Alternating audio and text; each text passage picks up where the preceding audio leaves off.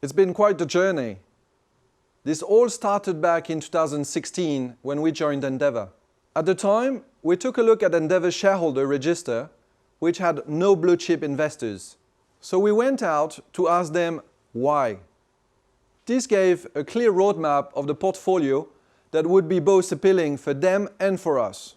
Our objectives were to create a high-quality portfolio with all-in sustaining costs below $900 per ounce, one that could generate good levels of cash flow regardless of the gold price, be diverse across multiple countries and mines, have at least 10 years of production visibility, have a sizable production in the region to be able to leverage economies of scale, and focus on a threshold of a 20% return on capital employed.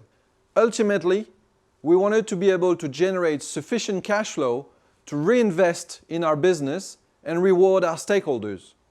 Following 5 years of portfolio turnaround, we have now reached this objective. We increased our production visibility from 4 years to now over 10 years.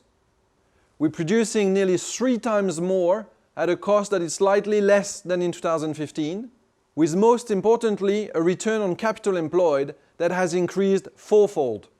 Our journey so far has been split up into 3 distinct phases.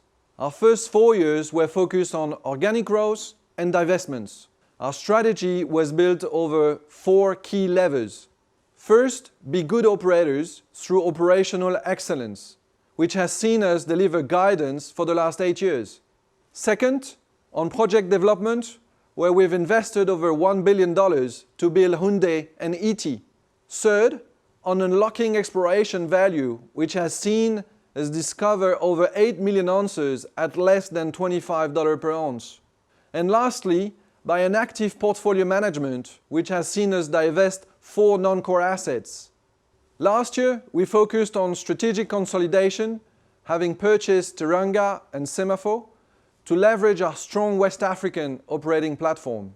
We significantly delevered ourselves, allowing us to start our shareholder returns program, which saw us paying our first dividend at the beginning of this year. Given the organic growth potential within our portfolio, we entered this year another organic growth phase. The key difference, however, between the first phase and this one is that now we are able to self-fund our own growth through the cash flows being generated by our mines, while also being able to deliver shareholder returns. Existing shareholders will certainly recognize this bubble chart. The bottom axis here is mine life, whereas the right-hand axis is all-in sustaining cost. Put simply, our strategy has been to get assets into the bottom right box. This approach is focused on owning and running the most cash-generative, highest returning mines that are long life and will generate the best returns whatever the prevailing gold price. Assets that don't fit our core criteria are divested, as shown with the white circles.